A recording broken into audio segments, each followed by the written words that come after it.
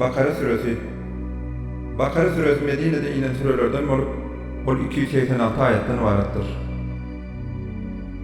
Bu sure Kur'an-ı Kerim'in en uzun suresi olup, ol 10 yılın devamında bölek görünüşünde inipdir.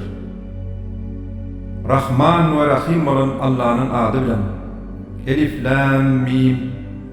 Bu Kur'an özünün hakikatlerine şüphe olmadık ve takvalar Allah'dan korkanlar için doğru yol görkeyen kitaptır. Olar takvalar gayban anyarlar, namaz okuyarlar ve bizim öğlerine veren rızklarımızdan Allah'ın yolunda hayır sahavet ederler. Şeyde de olar takvalar sana indirilene Kur'an'a ve senden önce peygamberlere indirilen kitaplara anyarlar. Olar ahirete hem doğulan anyarlar.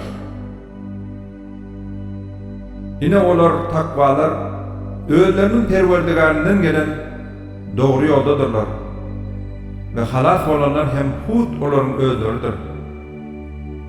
Ta ki inkar edenleri azap bilen korkutsan da korkutmasan da olar için dengdir. Olar bar inanmazlar. Allah onların kalplerini ve kulaklarını mühürlendir. Onların gözlerinin önünde perde vardır. Onlara ulu azap vardır. İnsanların arasında inanmasalar hem biz Allah ve ahiret gününe iman getirdik diyenler vardır. Onlar Allah'ını ve iman getirenleri aldayanlar söylerler.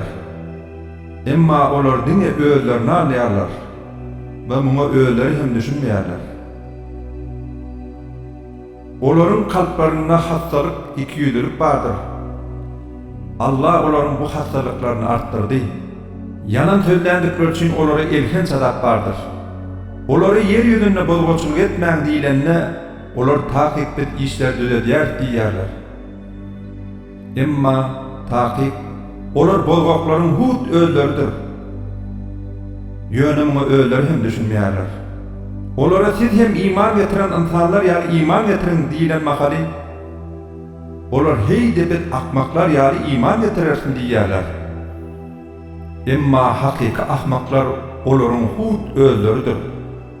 Yönü olar bunu bilmeyerler. Olar münafıklar iman getirenler bilen gavatlasanlarında biz hem sizin yani iman getirdik diyerler. Özlerini ağdaştıran şeytanları bilen tenha alanlarına olsa biz sizin bilen bildiğini olar müminleri yansılayar diyerler. Aslında Allah onları yansılayandır ve ağırçılıklarının içinde anılıp görkerler adava duçar olmaklar için onları möhlet veriyor. Onlar doğru yolun derine adaşmalı ters yolu satın alanlardır. Şunun için hem onların bu sevdaları peyda getirmedi. Onlar doğru yol hem tapmadılar. Onların münafıkların yağdığı karanlık gecede ot yakyanın yağdığı aldır. Ot yanıp taş töwereni yaktılgan vakti Allah onların yaktılarını giderir ve onları hiç saat görünmeyen tümlüğün içinde koyar. Şeydiven hiç saati görmezler. Olar kerdirler, ladırlar, kördürler. Şunun için hem iyi de doğru yola öğülüp bilmezler. Ya da onların bu yağdayı karanlık gecede ve gök gümmürdelerinin ve yıldırımların arasında asmandan yağyan çağvada kalıp yıldırımlar vurup öldüremesin korkusu bilen kulaklarını parmakları bilen yapyanları mengdiyerler. Allah kapırlarının daş töweriklerini qava koyundur. Şol vaqt yıldırım hem göğe gözlerini çıkaracak yalı çakar. Ol yıldırım çakan vaqtı olara yağtırıp salsa ha yörerler. Üstlerinde tümlük avansa verin, kıymılda mandırırlar. Allah istese değil, elbette onların gözlerini kör, kulaklarını ker eder değil. Takip Allah'ın ehli dağda gücü yetkendir. Ey insanlar! Takvalardan olmamız için sizi ve sizden önküler yaradan perverdigarınıza vaat edin. Ol Allah yeri sizin için döşüp, asmanı hem yukarıyını yapyan kubbe edip koydu. Asmandan yağış indirip size rızkal olsun deyip yerden hem dörlü meyveler çıkardı. Siz bunları bilip dur kanat. Hiç kimi Allah'tan hesaplamam. Eğer sizin bizim kulumuza Muhammed'e indiren dağıtlarımızda şüpheniz var olsa, onda siz onu Kur'an'ın süresine mendeş bir süre getirin. Eğer doğruçul olsanız Allah'dan özgü şayatlarını butlaryňyzy hem çağıryn. Eger muny başaryp bilmeseňiz, elbetde siz onu hiç haçan başaryp bilmersiňiz. Kapyrlar üçin taýarlanan tutasdyrlygy insan we daş bolan otdan, dogdakdan heder edin. İman getirip ýaxşy işleri edýänleri aşağında deryalar akkan cennetler bilen söyünjüler. Özlerine cennetdäki miweleri rızkal edilip berilende bolar. Bize öň dünýäde hem beýle rızkal berilipdi diýerler. Emma olara dünýäde bulara meňzeş miweler berilipdi. Olar üçin cennetde päkide jübit taýlar bardyr. Olar ol ýerde cennetde ebedi galarlar. Taky Allah hakykaty beýan etmek üçin çiýbini we ondan hem ownuq zady mysal getirmekden çekinmez. İman getirenler bolsa bularyň öz Perwerdigaryndan gelen hakykatlaryny bilýärler. Kapyrlar bolsa Allah bu mysal bilen näme diýmek isleýär diýerler. Allah onuň bilen bir näçesini ýoldan adaşdyrar, bir näçesini bolsa dogry ýola salar. Emma Allah munyň bilen pasyklary adaşdyrar. Allah beren ähli peýmanlaryndan dänenler Allah'ın doğan garnaşlyk gatnaşygy ýaly emir eden gatnaşyklaryny ketip yer ýüzünde fitne pisat çykarýanlar ine hakyky diýan çekçekler hut solardyr. Ey kapyrlar! Siz nädip ölü wagtyňyz sizi diýerden bu dünýä getirip can beren Allah'y inkar edip bilýärsiňiz. Soňra sizi öldürer. Soň ýene de diýerler. Siz soňunda oňa dolanyp eltilersiňiz. Ol Allah yer ýüzündäki ahly zady sizin üçin ýaratdy.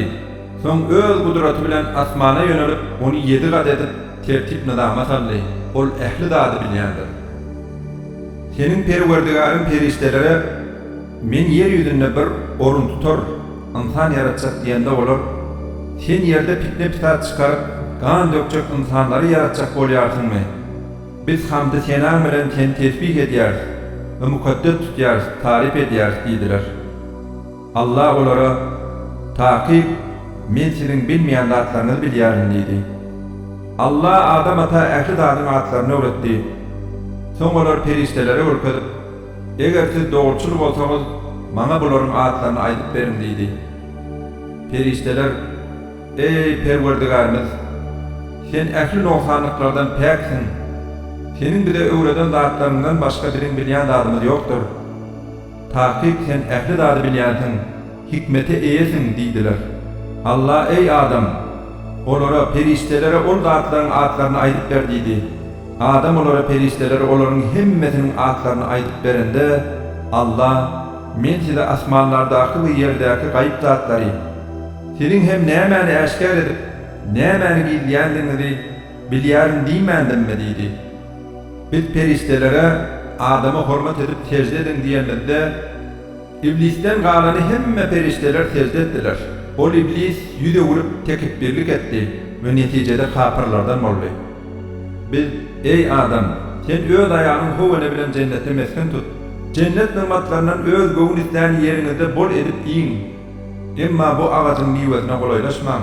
Ýogsa eger bu ağaçyň miwesinden iýseňiz, ikiňiz hem özüňize zulm edenlerden bolarsyňyz diýdi. Şeytan olary ol ýerden cennetden taýdyrdy. Bu olary özlerine berilen nimatlaryndan çykartdy. Biz Adam ata, Howwana we şeytana siz bir-biriňize düşman bolup ýere düşün. Sizin üçin yer ýüzünde mesken we belli bir wagta çenli peýda ýaşaýyş bolar diýdik. Adam ata öz Perwerdigaryndan käbir ilhamlar alandan soň eden işini ökünüp derrew toba etdi.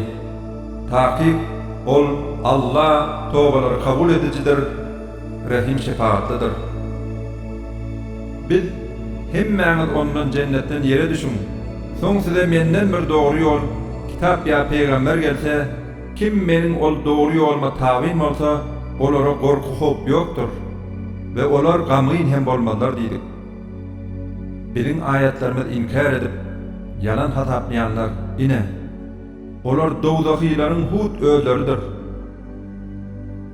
Ol ýerde dowdakda ebedi galarlar. Ey İsrail oğulları! Siz meniň sizin ata-babalarynıza beren nimatlarymy ýatlan.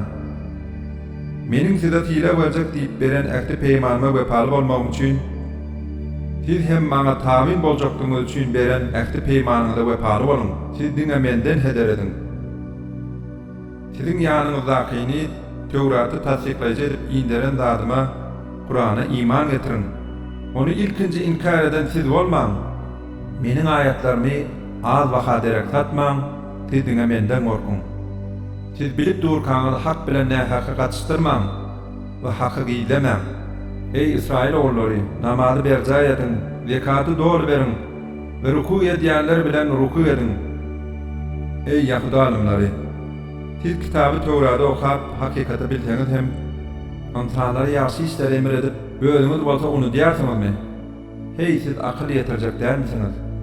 Sabr etmek we namazy berja etmek bilen Allah'dan kömek soram. Tahqiq, sabr we namaz Allah'dan gorkanlardan beýlekler üçin uly agyr işdir. Tahqiq, olar Allah'dan gorkanlar özleriniň Perwerdigaryna gowuşjakdyklaryna we oňa dolap barjakdyklaryna anyk inanýarlar. Siz meniň size beren nygmatlarymy ve size Musa peýgamberiň döwründe bütün Adem'e üstün eden wagtlarymy ýatlam. Siz hiç kimin başka birine derek töleg töläp bilmeýän, hiç kimden şefaat kömek kabul edilmeýän, hiç kimden fidye töleg puly alınmayan ve hiç kime hiç hili yardım edilmeyen günden gorkun. Biz size yoğud adap ediyet beren, erkek perdetlerinizi öldürüp, gıyık perdetlerinizi diri koyan, Firgawnyň adamlarından dolu halas edipdik.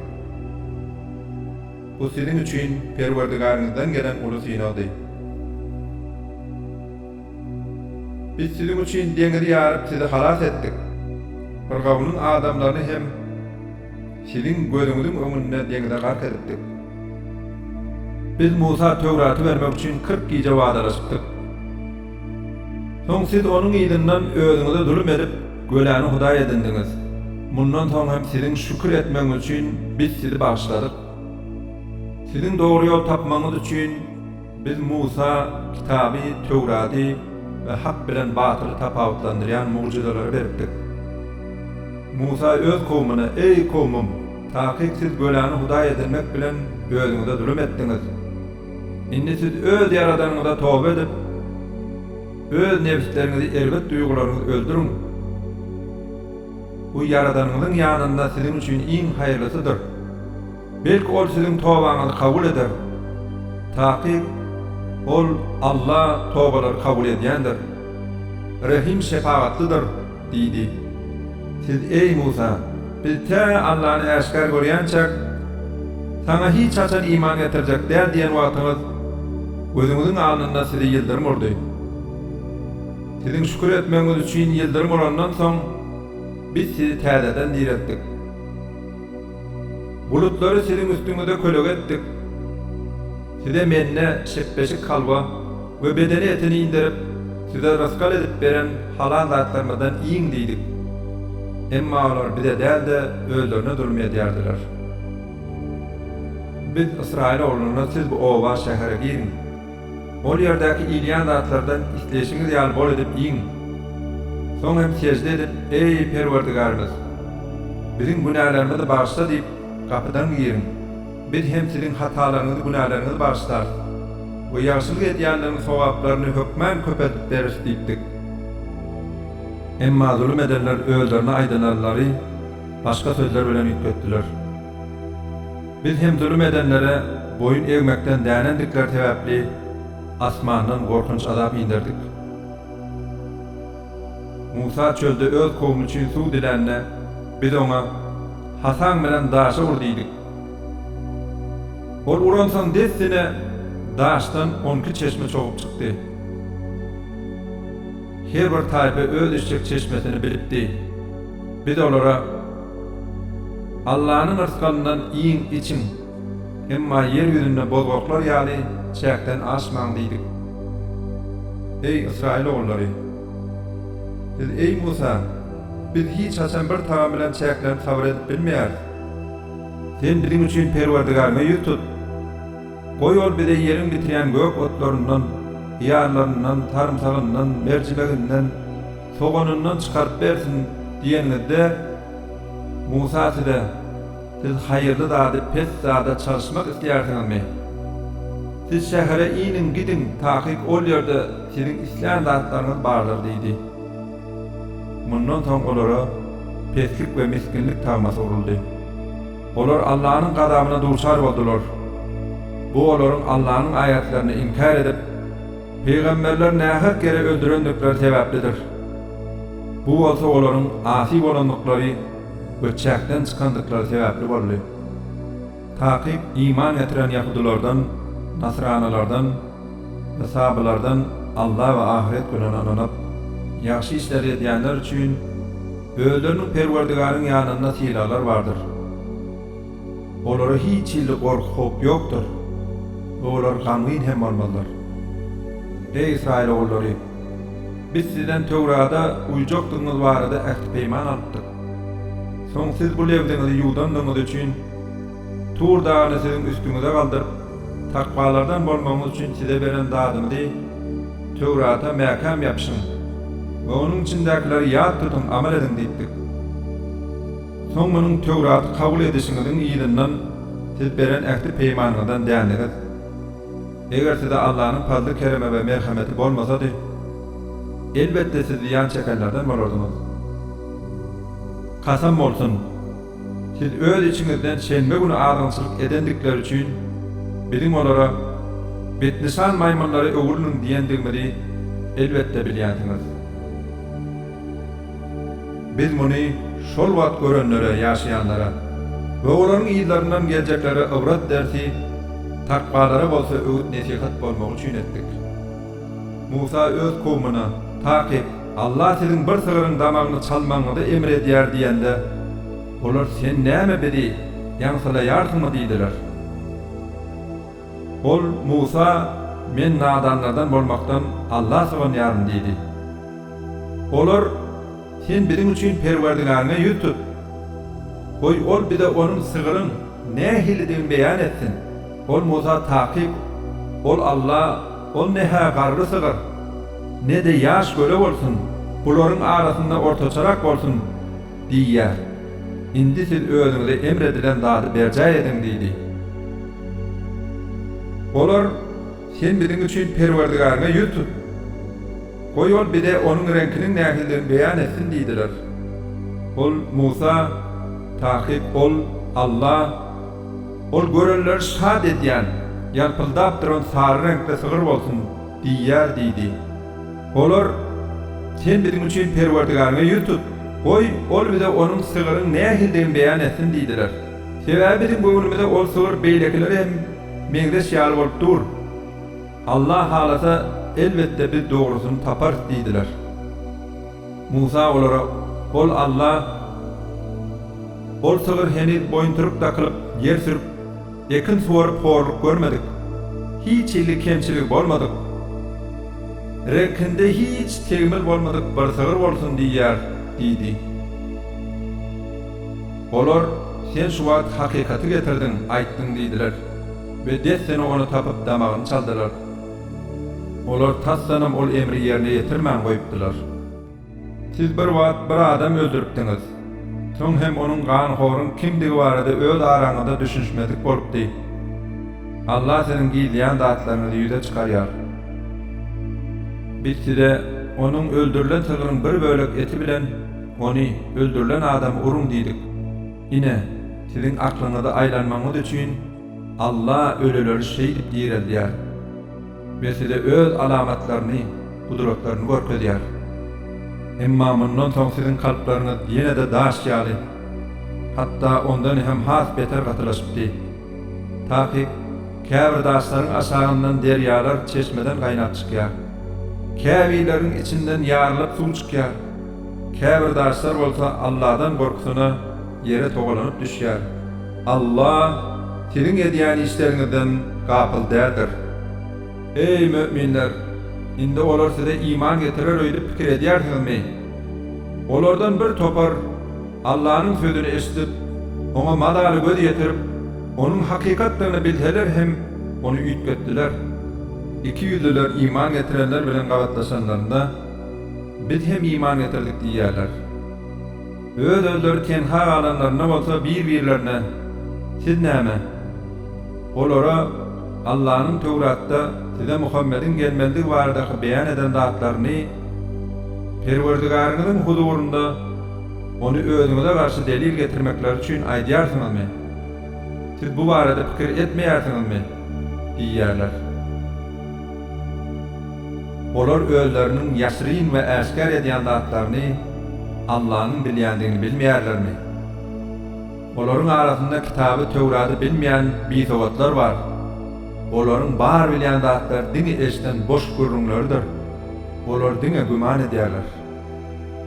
Öz elleri bilen kitap ýazyp, soň hem onu azawlap prosatmak üçin bu Allah'dan gelen zat diýýänlere haýp bolsun.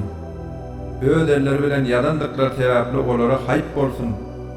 Olara gadanan zatlar üçin hem haýp bolsun. Olar Israil oglary bize dogda howdy diňe sanaly gün deger diýdiler. Olara siz näme Allah'dan ähli peýman aldyňyzmy? Allah öz ähli peýmanyndan hiç haçan dälmez. Ya da siz Allah hakda bilmeýän zatlaryňyzy aýdýarsyňyzmy? diýip aýt. Yok. Kim erwetlik etse, eden erwetligi hem özüni dol gursap alsa, ine şolar dogdakydylar. Olar ol ýerde ebedi galarlar. İman getirip ýaxşy işler edenler bolsa, ine olar jennetidirler.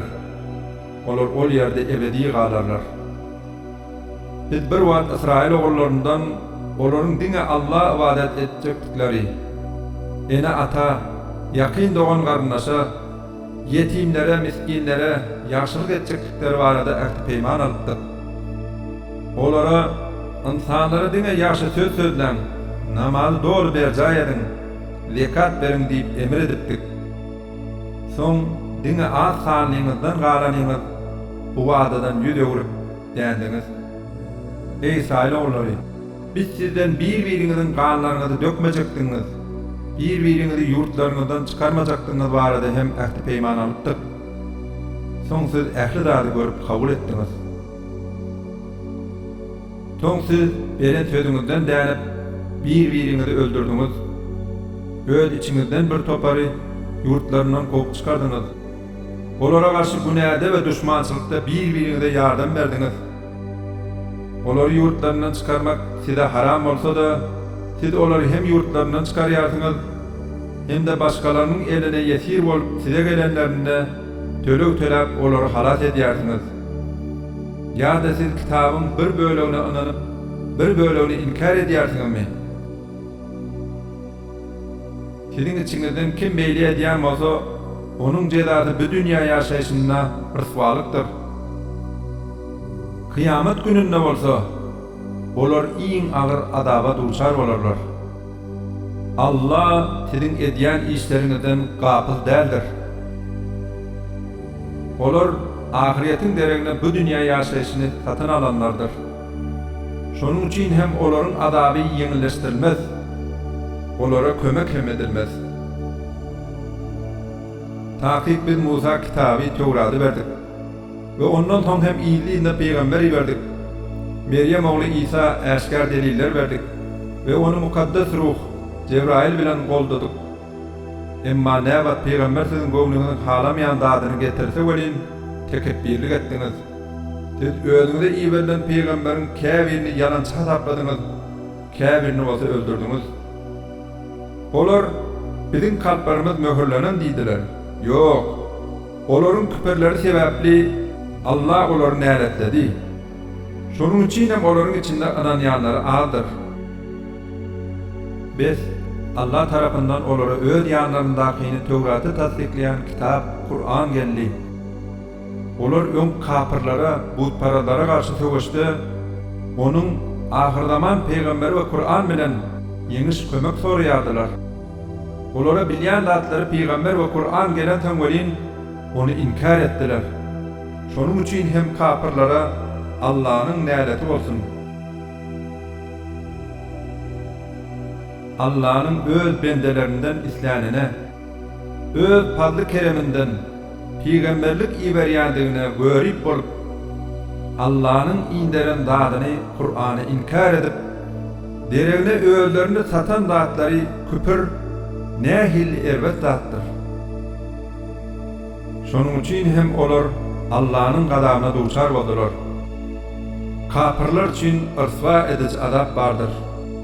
Olara Allah'ın inderenine, Kur'an'a iman getirin diýilende olar, biz özümizde inderilene Tevrat'a inanýarys diýdiler. Ve ondan soňkyny inkar etdiler. Aslında ol Kur'an özleriniň ýanlaryndakyny Tevrat'y tasdikleýän hak kitapdyr. Olara eger siz inanýan bolsaňyz, onda näme üçin mundan öň Allah'ın peygamberlerini öldürýärdiňiz diýip aýt. Kasam bolsun, Musa size äşkar deliller bilen gelipdi. Siz ondan soň göläni hudaý edilip, özüňize zulüm etdiňiz. Biz Tur dağını sizin üstüňize galdyryp, onuň eteginde sizden ähd peýman alyp, size beren dağdymyza mäkam ýapşyň we gulak asyň diýipdik. Olar eşitdik we asy boldyk, boyun bolmadyk diýdiler. İnkar edendikler sebäpli olaryň kalplaryna göle bolan meýil goýuldy. Olara eger siz inanýan bolsaňyz, imanyňyz size nähili elbet zatlary emir edýär diýip aýt. Eger ahiret ýurdu Allah'ın ýanynda beýleki imtihanlara däl de dine size mahsus degişli bolsa, eger siz hem dogurçul bolsaňyz, hanonda ölümi arzu ediň-de diýip aýt. Emma olar öz elleri bilen eden etmişler derhali hiç açan onu ölümü arzu edip bilmezler. Allah zalimler gowy tanayandır. Ey Muhammed, kasam bolsun, sen insanların içinde yaşaysa Allah şerik koşýanlardan da has beter huvvetlilerin olardygyny, Yahudilardygyny görersiň. Olaryň her haýsy käşke 1000 ýyl ömür sürsedik diýip arzu ederler. Ýöne uzun ömür sürmek hiç kimden azaby daşlaşdyryp bilmez. Allah olaryň edýän ähli işlerini görüp durandyr. Ey Muhammed aýt, kim Cebrail'e düşman bolsa bilip goýsun. Takip Allah'ın ruhsaty bilen özünden öňki kitaplary tasdiklaýjy, möminlere dogry ýol görkezji we hoş habar berji bolan ony Kur'any senin kalbyna ol inderendir diýip aýt. Kim Allah onuň periştelerine, peygamberlerine, Cebrail'e ve Mikail'e düşman bolsa bilip goýsun. Allah beýle kapyrlaryň düşmanydyr. Kasam bolsun, biz sana äşkar aýatlary indirdik. Olar diňe ýoldan çykan pasyklar inkar ederler. Olar eger bir ähdi peýman etseler, her gedek hem özlerinden bir topar ol ähdi peýman bolmaýarmy? Olaryň aglabaty hatda Tewraty hem ananmaýarlar. Olara Allah tarapyndan ýandakylaryny Tewraty tasdikleýän bir ilçi gelende, özlerine kitap berilenlerden bir topar göýe hiç tat bilmeýän ýar bolup Allah'ın kitabyny ýerlerine taşladylar. Ona amal etmediler. Olar Yahudiler Süleymanyň hökümdarlyk döwründe şeytanlaryň okap beren zatlaryna, jadylaryna tabi boldular. Süleyman hiç açan jady edip kapyr bolmady.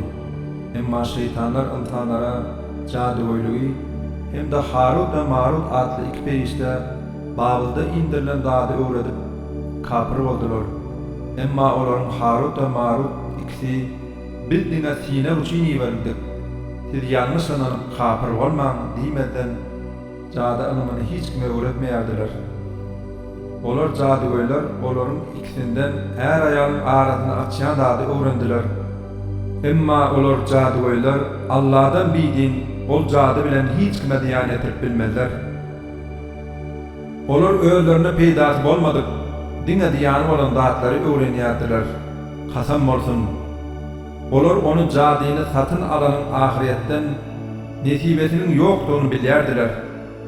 Özlerine derek satan zatlar nähil erwet zatdyr.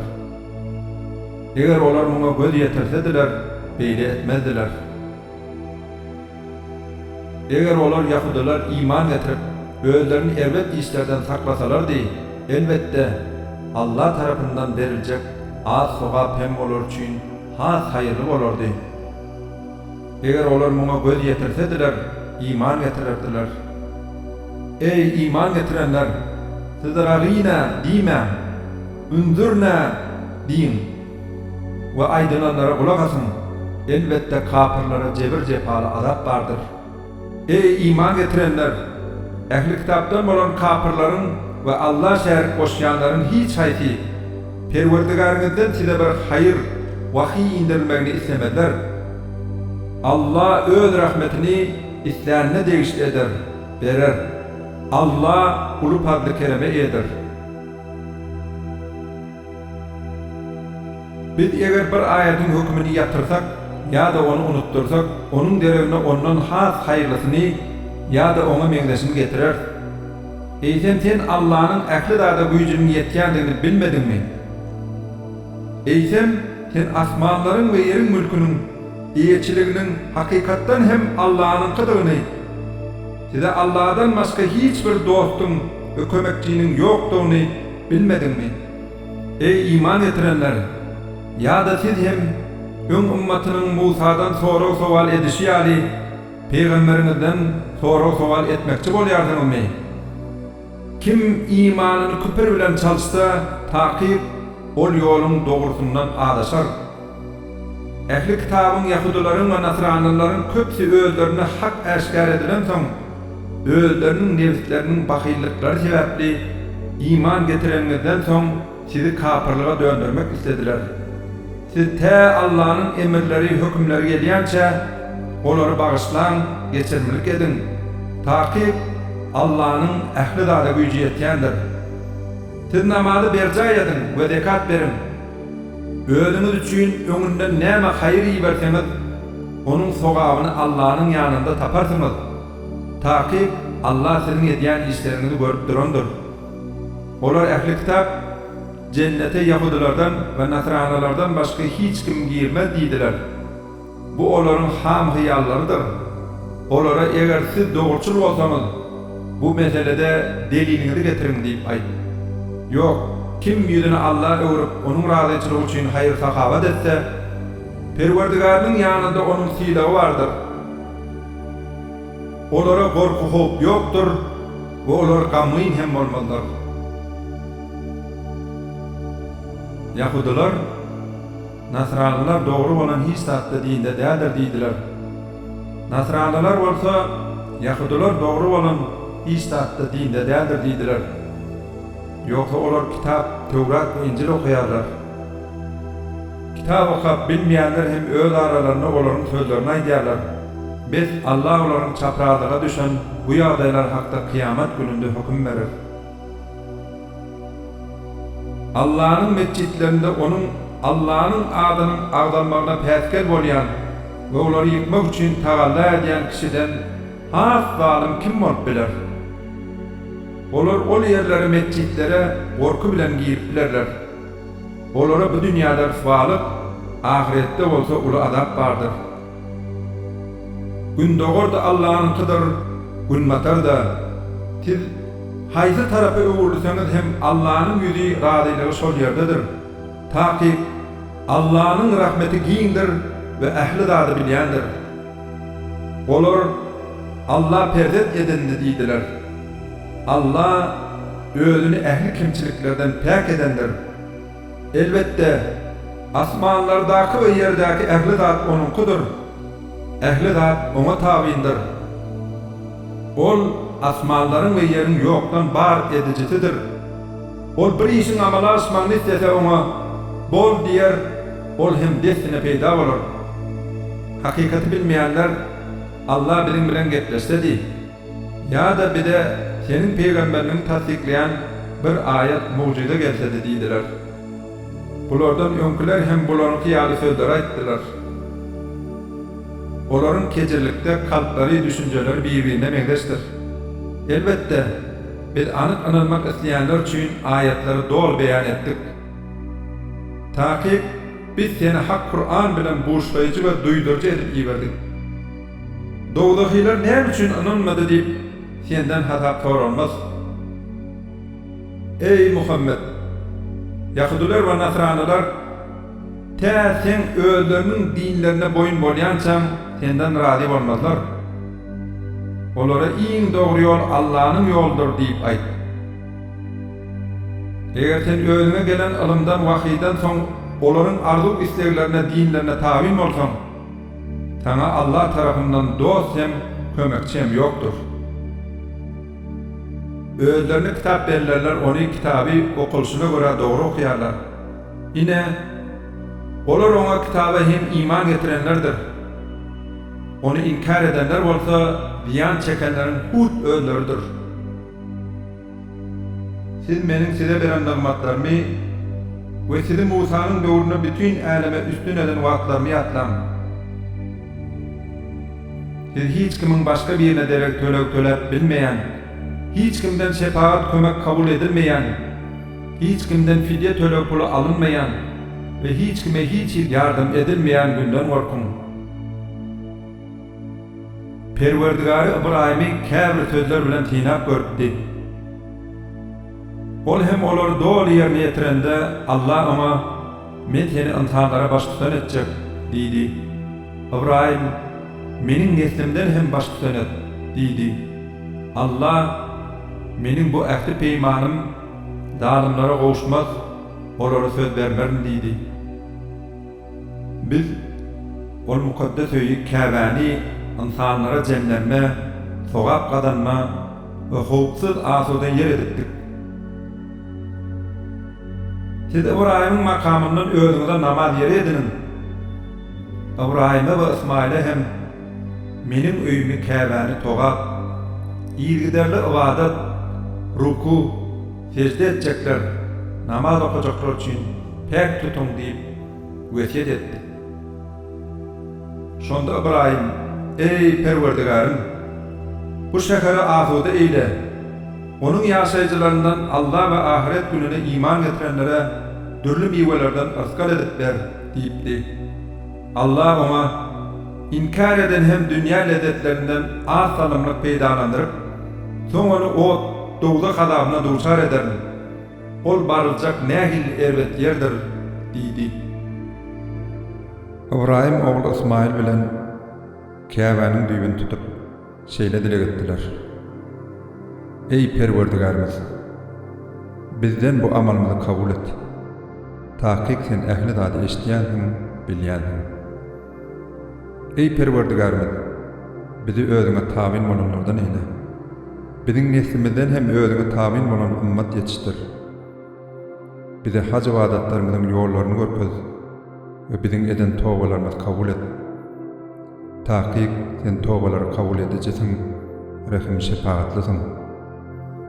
Ey Perwerdigarymyz, olaryň arasyndan seniň ayatlaryň olary okap berjek, olary kitap we hikmet öwretjek, olary nädowry inançlardan we yaramaz häsiýetlerden päk tutjak bir peýgamber ýiber. Tahkik sen gudratly güýçlisin, hikmete eýesiň. İbrahim'in dininden özlerini pete düşürenlerden başka kim yüz çöwürip biler? Kasam bolsun, biz bu dünyada onu sayladık ve ahiret hem ol elbette yaxşılardan olur. Perwerdigary ona boyun bol diýende ol, älemleriň Perwerdigaryna boyun boldum diýipdi. İbrahim onu öz oğullarına hem wesiýet etdi. Yakup hem perdentlerine, ey oğullarım, tahkik Allah sizin üçin bu dini Allah'ın birligini saylady. Biz siz diňe musliman ýagdaýda jan beriň diýdi. Ey Yahudiler! Ýa-da siz Yakuba ölüm gelende onun ýanındamydyňyz? Ol öz oğullaryna siz menden soň näme ibadet edjek diýende olar. Biz seniň we ata babalaryň, İbrahim'in, İsmail'in ve İshak'ın Hudaýyna ibadet ederiz. Ol ýekete Hudaýdyr, Allah'dır. Biz ona boyun bolduk diýdiler. Olar öň ýaşap geçen bir ümmetdiler. Olaryň gadanandatlary özlerinedir, siziň gadanandatlaryňyz siziň özüňizdedir. Olaryň eden işleri üçin sizden hatap soranmaz. Olar ähli kitap Yahudi ýa-da Nasrani bolun, dogry ýoly taparsyňyz diýdiler. Olara yok biz hanif hak din bolan İbrahim'in dinine uyduk. Ol Allah şärik goşanlardan däldi diýip aýtdy. Ey müminler! Olara biz Allah ve bize indirilene İbrahim'a, İsmail'a, İshak'a, Yakub'a ve onun neberesine indirilene, Musa ve İsa verilene, özlerinin Perverdigarı tarafından beyleki peygamberlere verilenlere iman getirdik. Biz oların hiç sayısını ayrı tutmayarız. Biz ona Allah tabin olduk deyin. Eğer olar hem sizin ona Allah iman getirsiniz yani iman getirseler, onu doğru yol taparlar. Eğer yüzü vursalar, takip, onda olar düşüşmeliğe duçar bolurlar. Olara karşı sana Allah yeter, ol ehli dadı eşdiyandır, bilyandır. Olara karşı sana Allah yeter, ol ehli dadı eşdiyandır, bilyandır. Olara biz Allah'ın bize veren renkine, dinine boyunduk. Allah'dan has qow kim renk berip biler? Biz dine ona kulluk ederiz deyin. Olara siz bizim hem perverdigarımız, sizin hem perverdigarınız bolan Allah hakda bizim bilen cedelleşerdiniz mi?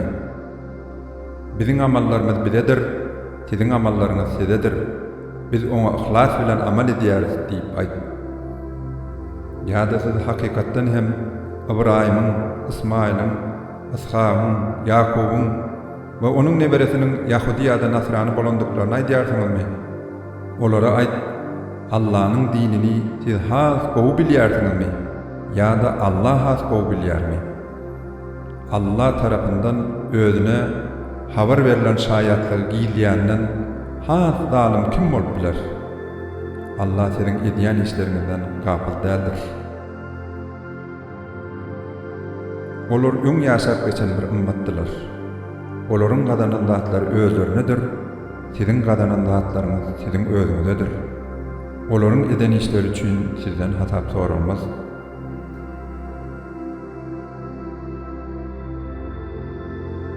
İnsanlardan käbir bolgusyzlar, olary ýönelýän kyblalaryndan öwren zat näme diýerler?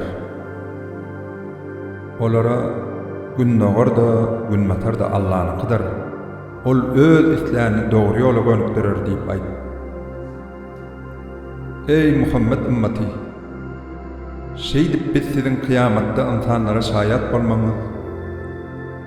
Bu peýgamberiň hem size şayat bolmak üçin sizi orta ýolda adalatly bolan bir ümmet etdik. Senin öňden märi ýönelmeňi arzu edip ýören öňkü ýönelýän kyblaňy, Käbäni biz diňe peýgambere tabin bolanlary iki ökjesi bilen ýygy teşekkürlerden tapawutlandyryp bilmegimiz üçin kabul etdik. Bu Allah'ın dogry ýoly gönükdirenlerinden beýlekler üçin uly agyr işdir. Allah senin imanыңyzy puja çykarmaz. Taqiq Allah insanlara mähirlidir, rehim şepaatlidir. Ey Muhammed! Biz senin havara garaşyp ýüzüňi asmana öwürýäni görýäris. Biz seni öz razy boljak kıblana hökman öwüreriz. Biz sen namazda ýüzüňi Mescid-i Harama Käbe tarap öwür. Ey musulmanlar! Siz de nirede bolsaňyz hem namazda ýüzüňizi Käbe tarap öwürün. Taqiq kitap berilenler onun kıblanyň Käbe tarap ýütgedilmeginiň özleriniň perwerdigarlygynyň gelen hakykatdygyny elbette gowy bilýärler. Allah olaryň edýän işlerinden gafil däldir. Kasam bolsun, sen kitap berilenlere islendik görnüşde ayet delil getirsen hem olar senin kıblana tabin bolmazlar. Sen hem olaryň kıblatyna tabin bolmarsyň. Olar hem bir-birleriniň kıblatyna tabin bolmazlar. Kasam bolsun, eger sen özüňe ilm wahy gelenden soň olaryň isleg arzuwlaryna tabin bolsaň, onda elbette sen özüňe zulüm edenlerden bolarsyň. Özlerine kitap berenlerimiz onu, peygamberi, öz oğullarını bilişleri tanıyarlar. Hatta olaryň käbiri bilseler hem hakikaty gizleýärler. Bu hakikat perwerdigaryňdan gelendir. Şonuň üçin sen güman edijilerden bolma. her bir ümmetin özünün yönelýän tarapy kıblaty bardyr. Biz ey müminler, siz hayır işlerde ýarşyň. Siz nirede bolsaňyz hem Allah siziň hemmäňizi bir ýere jemler. Taky Allah'ın ehli zada gücü ýetýändir.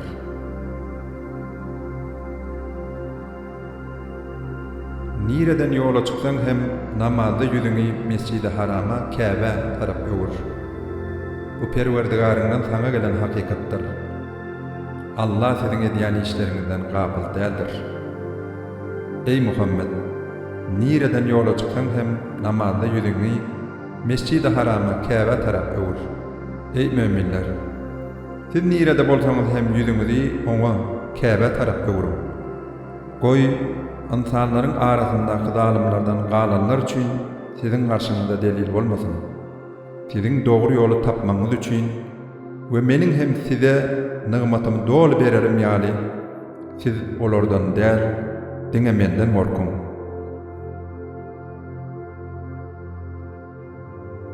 Biz size özüňizden bolan, size biziň ayatlarymyzy okaýan, sizi günälerden saklayan, size kitaby we hikmeti tälim berýän, size bilmeýän zatlaryňyzy öwredýän bir peýgamberi berdik. Biz siz meni ibadet bilen ýatlaň, men hem sizi ýalkaw bilen ýatlaýyn. Maňa şükür ediň, meni inkar etmäň.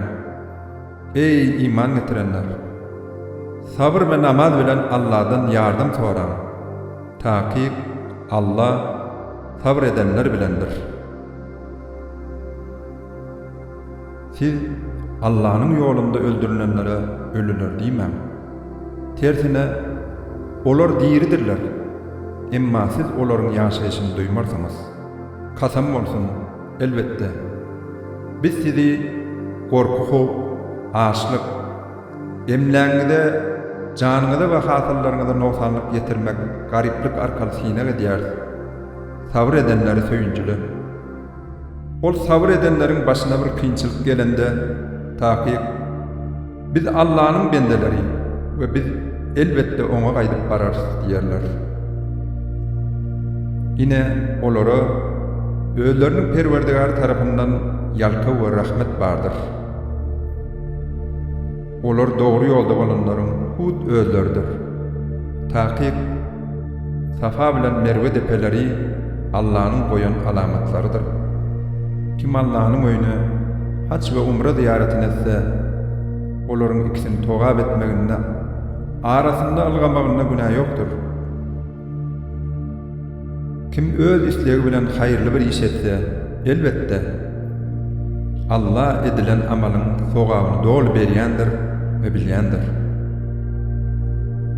Taky biziň inderen äşkar delillerimizi ve kitapda insanlara anyk görkezenimizden soň dogry ýolumyzy gizleýänleri Allah'ın näletleýişi ýaly ähli näletlejler hem olar näletlerler. Emma men toba edip özlerini düzedenleriň we hakykaty äşkar beýan edenleriň tobalaryny kabul ederim. Men tobalary kabul edicidirim, rehim şepaatlydyrim. Biziň ayatlarymyzy inkar edip kafir bolup ölenlere Allah'ın periştelerinin ve bütün insanların näleti bolsun. Olar ömürlük näletin azabyň içinde galarlar. Olaryň azaby hiç çaçan ýeňilleşdirilmez. Olara hiç ýylly möhlet hem berilmez. Siziň Hudaýyňyz ýekdetek Hudaýdyr, Allah'dır. Ondan başga ibadete laýyk Hudaý ýokdur. Ol mehribandyr, rehim şepaatlydyr. Taky asmanlaryň we ýeriň yaradylşyna, gije bilen gündüzüň çalyşyp durmagyna, insanlaryň hyzmaty üçin deňizde ýüzüp ýören gemilerde Allah'ın asmandan indirip onuň bilen ölü ýeri direlden suwuny, ähli canly jemendeleri ýeriň ýüzünde ýaýratmagyna, şemallary we asman bilen ýeriň arasyndaky hakyň emrine tabyn bulutlaryň ýöremegine, aklını ulanyanlar üçün Allah'ın barlygyny ve birligini anlatýan alamatlar vardır. İnsanlardan käbiri Allah'dan başkalarını hem oňa deň tutup, Olar göýe Allah'ını söýýän ýaly söýýärler. Emma iman getirenleriň Allah bolan söýgüsi olarynkydan has güýçlidir. Käşke Allah şärik goşup öldürni zulüm edenler ahiretdeki adaby gören watlary göz ýetirişleri ýaly ähli güýç kuwatyň Allah'nyň kydygyna, Allah'nyň adabyny ören ýowuzdygyna göz ýetirsedirler. Şol wagt Allah şärik goşmakda tabin bolanlar öldürniň ýyllarına tabin bolanlardan has daşdy durandyklaryny görerler. Olar iki tarap hem adaby görendirler. Olaryň aralarynda bar bolan ähli gatnaşyp ketilenler. Peýgamberler inkar edenlere tabin bolanlar käşke ýene bir gezek dünýä gelmek mümkin bolsady. Olaryň bizden daş duruşlary ýaly biz hem olardan daş durardyk diýerler. Şeýdip Allah olaryň eden işlerini özlerine gam gussa edip görkezler we olar soň hiç çaçan otdan, dowdakdan çykyp bilmezler. Ey insanlar! Siz yer ýüzündäki halal we arasy zatlardan iň, şeytanyň ädimleriniň ýygyna düşmän. Taky ol siziň üçin äşkär düşmandyr. Ol şeytan size diňe erwetligi, bozgoklugy we siziň bilmeýän zatlaryňyzy Allah'a garşy aýtmaňyzy emir edýär, isleýär. Olara kapyrlara siz Allah'nyň ýynderin zadyna tabin bolun diýilende olar. Ýok, biz ata-babalarymyzdan gören zadymyza tabin bolar diýdiler. Eger olaryň ata-babalary hiç zady akyl ýetirip bilmän, dogry ýoly tapyp ben bilmän geçen bolsalar, onda hem olar tabin boljaklarmy? Ol kapyrlaryň misaly goýa beýiklikden we seslenişden başga zat esmeýän, mallara seslenýän çopanyň ýagdaýy ýalydyr.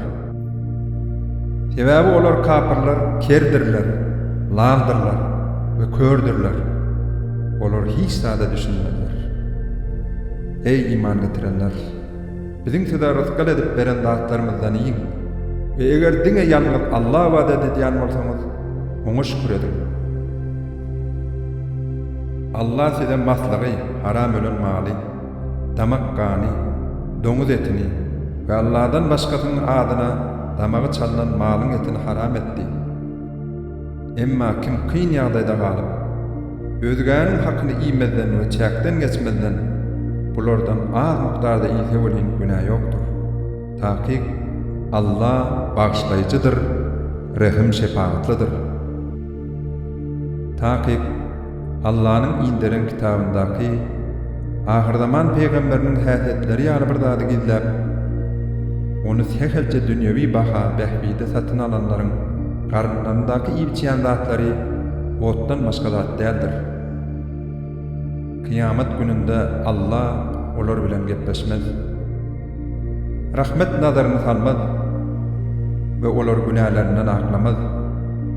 Olara jebir jepaly azap bardyr. Ine olar dogry ýoly derek argynçylygy, ýalkawyň deregine adaby satyn alanlardyr.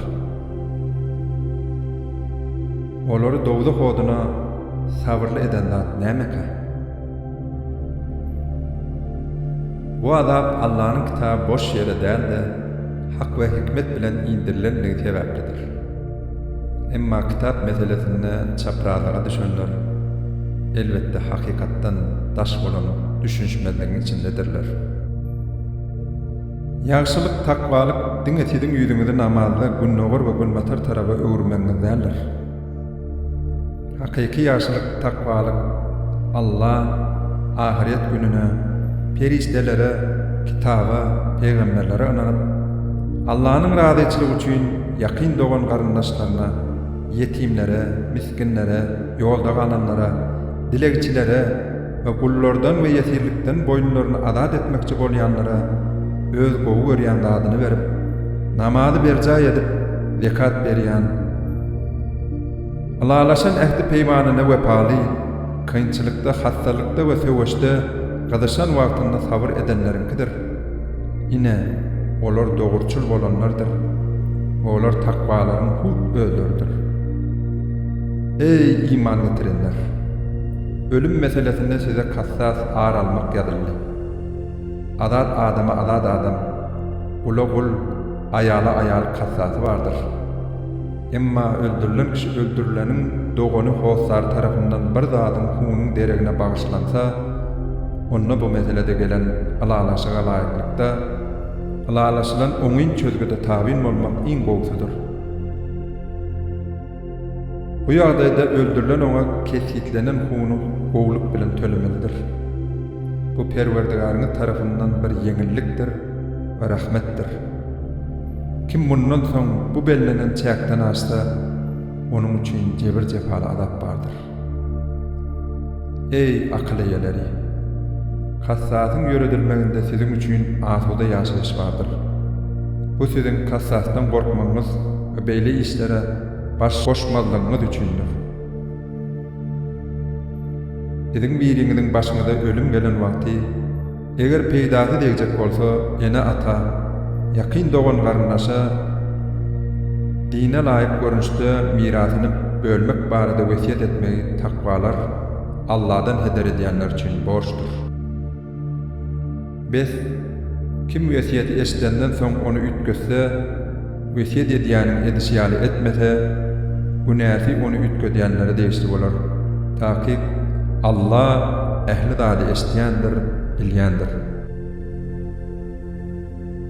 Kim wesiýet edijiniň nähaklyga meýil etmeginden ýa-da günä sebäp bolmagyndan miras düşerlere nähaklyk etmeginden çekinip, olaryň aralaryny sağlasa oňa günä ýokdur. Taky Allah bağışlaýjydyr, rahim şefaatlydyr. Ey iman getirenler! Seniň günah işlerden saklanyp takwalardan bolmagyň üçin sizden öňkülere parda edilýäli, sizi hem sanaly günlerde orada tutmak parda edildi. Biz sizden bir adam orada günlerinde hasta ýa-da ýolagçy bolsa we agzyny açsa, ol sanaly günleri tutup bilmedik günleriniň kadatyny başga günlerde tutar. Ýaşy ýa-da ejizligi sebäpli agyz beklemäge ýaramaýan adamlar bir miskiniň bir günlük tagam mukdary ýaly fidye tölek etmeli. Kim öz üslegi bilen has artyk ýaşaýyp getse, gereginden artyk berse, ol ýaşalyk onuň özünedir, öz wähbidinedir. Eger bilseňiz, agyz beklemäňiz siziň üçin fidye bermekden ýa-da hastalyk sebäpli agyz açmaňyzdan has haýyrlydyr.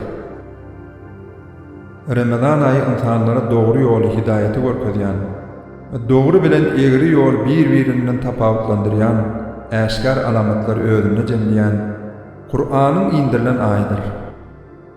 Kim bu aýa etse, onna agyz beklesin.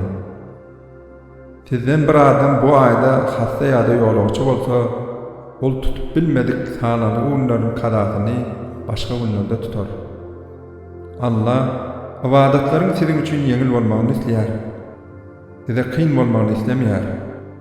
Bular siziň orada aýynyň sanaly günlerini dolu tutmaňyz we onuň sizi dogry ýola gönükdirenligi üçin Allahny hamd sena bilen wasf we şükür etmeňiz üçindir. Bennelerim senden men marady sorasalar sen aýt. Taky men olara ýakyndyryň. Menden dileg edýän wagtynda dileg edýäniň dilegini kabul ederim. Hak ýola ýetmekler üçin bennelerim meniň çağrışyma gulak asyp, maňa iman getirdiler. Size orada gijelerini aýallaryňyza ýanaşmak halal edildi. Olar siziň libaslaryňyzdyr, örtüýiňizdir. Siz hem olar üçin libasyňyz. Allah siziň özüňize erwetlik edýändiňizi bildi we tobaňyzy kabul edip, siziň günahlarynızy bağışlady. Siz indi orada gijelerinde olara aýallaryňyza ýanaşyp bilersiňiz. Ve Allah'ın siziň üçin ýalgyt eden zadyny perdet edilmegi gözläň. Siz täher çagy, siziň ak sapak, gara sapakdan saýgarlança iýiň we içiň, soň akşama çelli gün ýaşaýança agyr bekläň. Mescitlerde ıktikafa, ibadata oturanyňyzda aýallaryňyza ýanaşmaň. Bular Allah'ın çäkleridir. Olara golaylaşman. Ine şey dip sizin günah işlerden saklanyp takwalardan bolmagyňyz üçin Allah öz ayetlerini insanlara äşkar beýan edýär. Siz öz araňyzda bir-biriňiziň emläňizi nähak ýol bilen iýmän. Siz dogryny bilseňiz hem insanlaryň emläkleriniň bir bölegini günah, haram ýoldan iýmek üçin olary nähak deliller bilen kadylara para edip bermän. Senden hilal täze doğan ay hakda sorýarlar. Sen olara ol hilal insanlaryň dini dünýäwi işleri we haç bardy üçin wagt ölçekleridir diýip aýt. Sizin öýlere arka tarapyndan girmeňiz gowluk sogap däldir. Gowluk sogap takwa bolmakdyr. Haram zatlardan saklanmakdyr. Siz öýlere ihram baglaryňyzda kapylaryndan girin. Halas bolmaňyz üçin Allah'dan gorkun. Size karşı söwüşenler bilen siz hem Allah ýoluna söwüşin. Emma hetden aşma. Taqiq Allah hetden aşanlary halamaz. Olary size karşı söwüşenleri tutan ýeriňizde öldürün. Sizi kovup çıkaran yerlerinden Mekke'den siz hem olary kovup çıkarın. Fitne çıkarmak adam öldürmekden hem az ergetdir. Olar sizin bilen Mescid-i Haramyň, Käbäniň ýanynda söwüşmese, siz hem ol ýerde olar bilen söwüşmäň.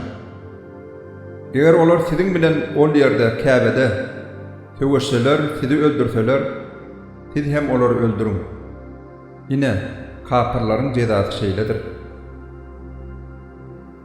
Eger olar söwüşden ýüze gursalar, Allah bagyşlaýjydyr, rahim şepaatlydyr. Siz täpitne bütünlüğü aradan aýrylýança we din, tagat, wadat hem diňe Allah üçin bolýança olara garşy söwüşin. Eger olar söwüşden ýüze gursalar, olara düşmançylyk etmäň. Çünki zalimlardan başga hiç kime düşmançylyk edilmez. Sizin bu ýyl haram aýda söwüş etmeňiz, olaryň geçen ýyl haram aýda sizin bilen söwüş edendikleriniň dereginedir. İnsanlaryň bir-birlerine hormatlary garşylykly bolmalydyr. Kim size hüjüm etse, siz hem olara hüjümleri möçberinde hüjüm edin. Allah'dan gorkun we Allah'nyň takwalar bilen biledigini bilip goýun. Emläkleriňizden Allah'nyň ýoluna sarf edin. Öz elleriňiz bilen özüňizi helakçylyň öňüne atmaň we haýyr sahabat edin. Taqiq Allah haýyr sahabat edýänleri halaýandyr. Allah üçin haç bardyny we umra ziýaratyny berjay edin. Eger ihrama gireniňizden soň size haýsydyr bir päsgelçilik döredilse, siz hem onu dolu berjay edip bilmeseňiz, özüňize ýeňil bolan bir gurbanlyk malyny minaý berip, damagyny çaldyryp ihramdan çykyn. Gurbanlyk maly barmaly ýerine mina barýança, kelläňizi, saçyňyzy sıyırmaň. Sizden kim hassa bolsa, ýa-da kellesinde bir ezet berýän ýarasy bar bolsa, onu ol orada tutup, ýa sadaka berip, ýa-da gurbanlyk çalyp, fidye, töleg bermelidir. Emma sizin üçin haç ýolagçylygy howpsuz bolsa, kim haç döwrüne çelli wagtynda peýdalanyp umra etmek istese, özüne ýeňil bolan gurbanlyk çalmak wajypdyr. Emma kim gurbanlyk malyny tapmasa, haç döwründe 3 gün, öýe gaýdyp geleniňizden soň hem 7 gün orada tutmalydyr. Bu jemi 10 gündür. Bu umra maşgalasy Mescid-i Haramda Mekke'de ýaşamaýanlar üçindir. Allah'dan gorkun. Allah'ın berjek adabynyň ören ýowuzlygyny bilip goýun. Hacyň wagty belli aýlardyr. Kim bu aýlarda hac etmäge niýetlense, ihrama girse, oňa haç döwründe aýala ýanaşmak, günah işleri ýönelmek we dawa jedel etmek bolmaýar. Siz näme haýyr iş etseňiz, Allah onu bilýändir. Ey müminler, ahiret üçin azyk gadanyň, Takip iň hayırly adyk takwalypdyr. Ey akyl eýeleri, meniň emirlerime garşy gelmekden gorkun. Haç döwründe söwda edip, Perwerdigaryňyzdan geljek bir fazly keremi gazanjy gözlemeňiz siziň üçin günah däldir. Arafatda wakfa durup, soň fil ýaly bolup akyp Müzdelifa gaýdanňyzda Meşkar haramyň ýanynda Allahy ýatlaň. Onuň sizi dogry ýola gönükdirşi ýaly siz hem onu ýatlaň. Takip siz mundan öň ters ýoldadyňyz. Soň insanlaryň fil ýaly akyp gidýän ýerinden siz hem akyp gidiň we Allahdan ýalkaw soraň. Takip Allah bagyşlaýjydyr, rahim şefaatlidir. Haç farda desturlaryňyzy berja edip bolanmazdan soň öň ata-babalaryňyzy buýtup ýatlaýşyňyz ýaly hatda olardan hem has beter Allahy ýatlaň. İnsanlardan ey Perwerdigarymyz, bize nesibämizi bu dünýede ber diýýänleriň ahiretden hiç illi nesibeleri ýokdur. Olaryň käbiri bolsa ey Perwerdigarymyz, bize bu dünýede de gowluk halal rızkal ber. Ahiretden gowluk ýalkaw ber we bizi o dowda hadafyndan gowra diýýärler. Ine olara gadanan zatlaryndan uly bir nesibe bardyr. Allahyň hasaby tir gelýändir. Siz sanalgy gurbanlyk günlerinde Allahy ýatlaň, tekbir aýdyň. Kim howlugyp Gurban bayramy gününden soňky 2 güniň içinde Minadan Mekka gaýdyp gelmek istese, oňa günah ýokdur. Bular Allahdan gorkanlar üçindir. Allahdan gorkun we özüňiziň onuň huzurunda jemlenjekdiňizi biliň. İnsanlaryň arasynda käbirniň dünýä ýaşaýşy baradaky sözleri saňa hoş gelip biler. Hatda käbirleri kalbyndaky aýdýanlarynyň çyndygyna Allahy hem şaýat tutunar. Hakykatda bolsa, ol muslimanlara iň ganym düşmandyr. Ol iki ýylda seniň ýanyndan gidip bir işiň başyna barsa, yer ýüzünde fitne fesat çykarmak, ekinleri daýalap nesli bolmak üçin tagalla eder. Allah fitne fesat halayan däldir.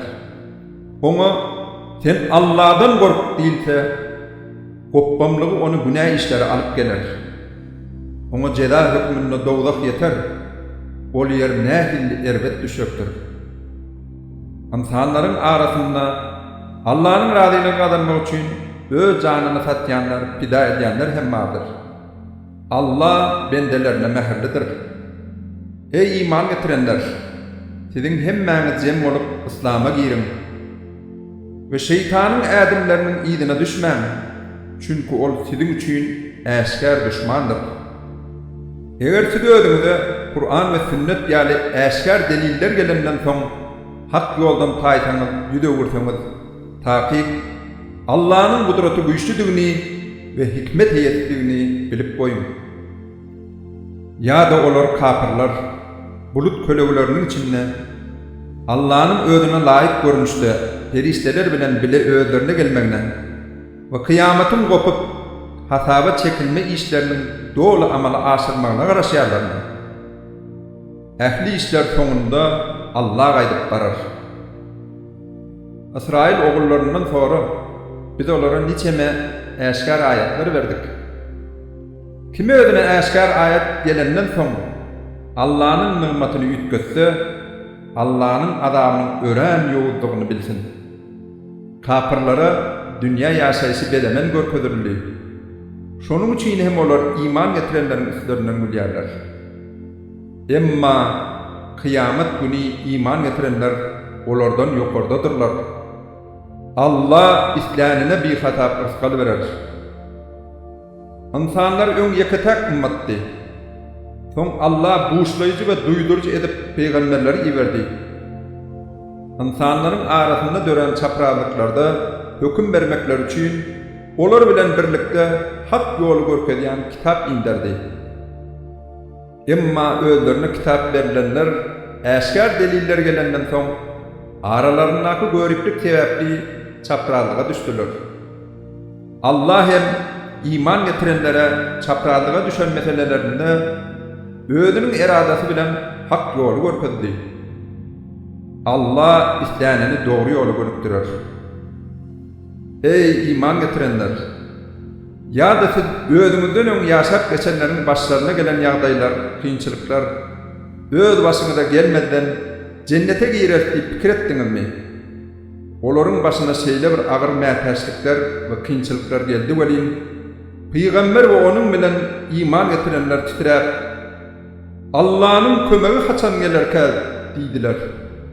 Meger Allah'ın kömegi gaty ýakyndyr. Olar senden Allah'ın ýolunda näme haýyr sahawat etmendigi barada sorýarlar. Olara siziň ene ata, ýakyn dogan garynlaşa, yetimlere, mätäçlere we ýolagçylara näme haýyr sahawat etdiňiz? Allah siziň edýän ýaşylyklaryňyzy elbetde o bilýändir diýip aýtdy. Ey müminler! Siz halamasaňyz hem size söwüşmek ýazyldy, pard edildi. Siziň özüňize haýyrly bolan zady halamalygyňyz mümkin. Özüňize ziýanly zady hem gowy görmeňiz mümkin.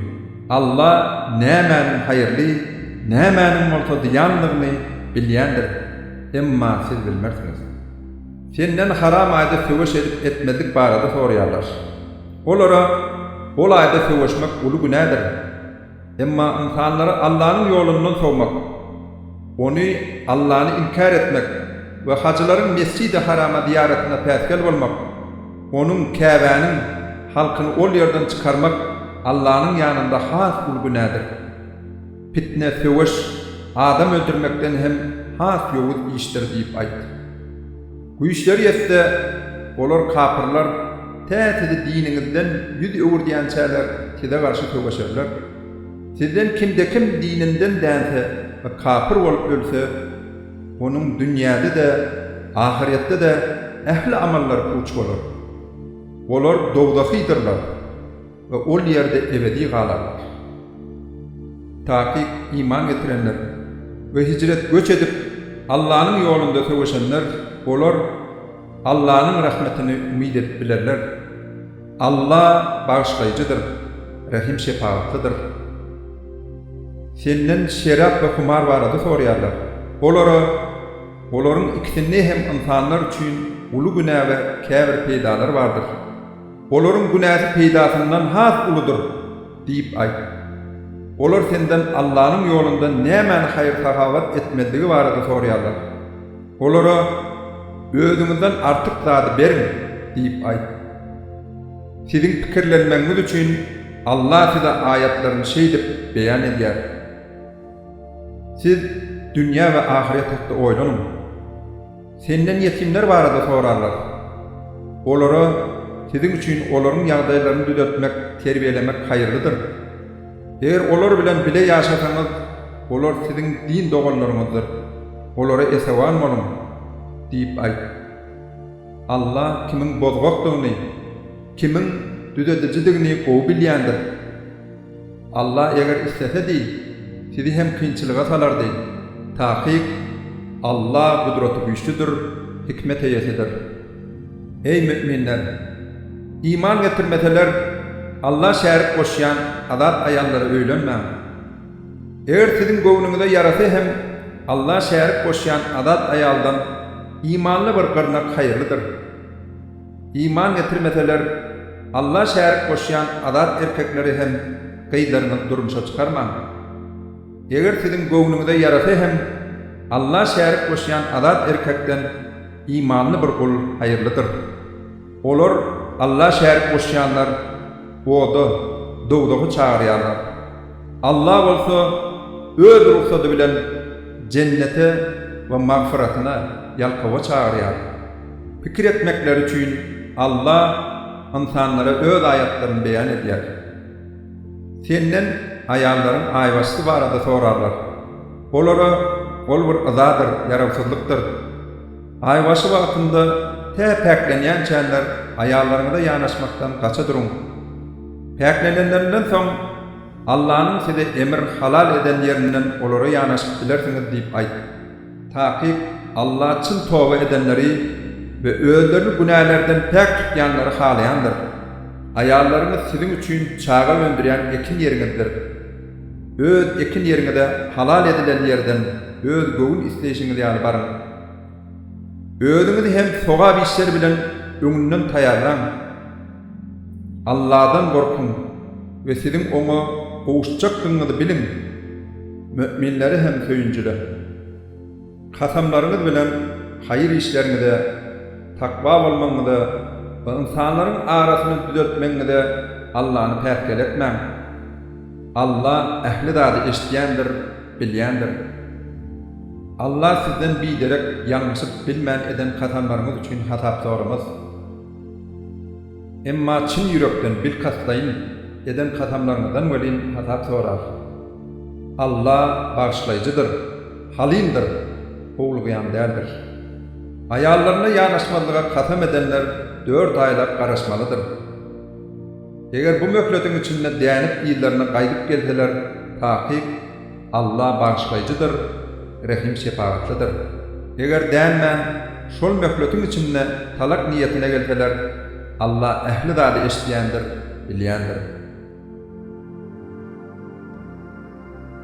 Talak verilen ayarlar 3 päklik, ayvaşı ve temizlenme möhletini durmuşa çıkman geçirmelidirler. Eğer olar Allah ve ahiret gününe inanyan bolsalar, oların öz yatkalarındaki Allah'ın yaradan çağı ve hayır ýaly zatları giyliğin saklamağı halal doğru değildir. Eğer olaryň öňkü erleri olar bilen täzeden ýaraşmak isteseler, onda ol garaşma möhletiniň içinde olary aýallaryny ýygyna almaga hemmelerden öňürki olaryň öňkü erleriniň haklary bardyr. Dine laýyklykda aýallaryň erkekleriň öňünde käbir borçlarynyň boluşy ýaly, erkekleriň hem aýallaryň öňünde käbir borçlary bardyr. Emma erkekleriň ayallara qaranında belli bir derece artykmaş tarapları vardır. Takip Allah kudreti güýçlüdür, hikmet eýesidir. Ayalı talak 2 gedek berilýändir.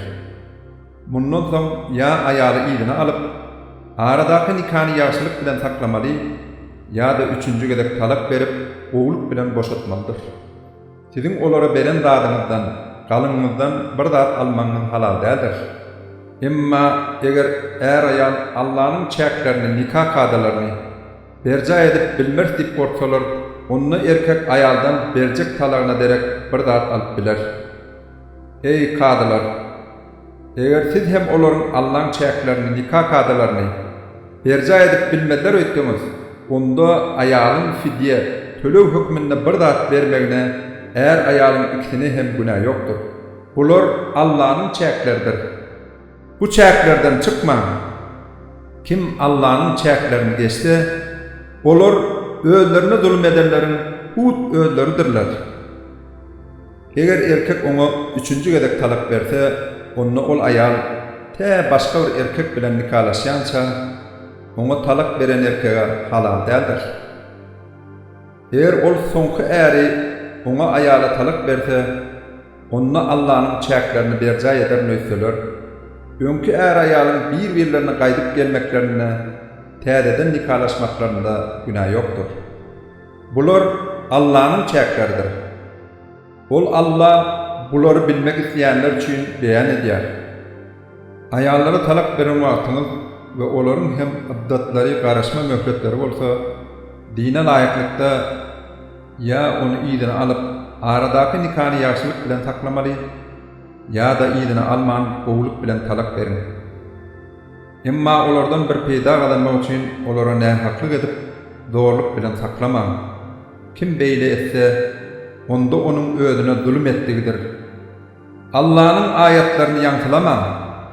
Allah'ın size veren nimetini, size öğüt nasihat vermek için indirilen kitabını ve hikmetini yatlan. Allah'dan korkun. Allah'ın ehli dadı bilýändigini bilip koyun.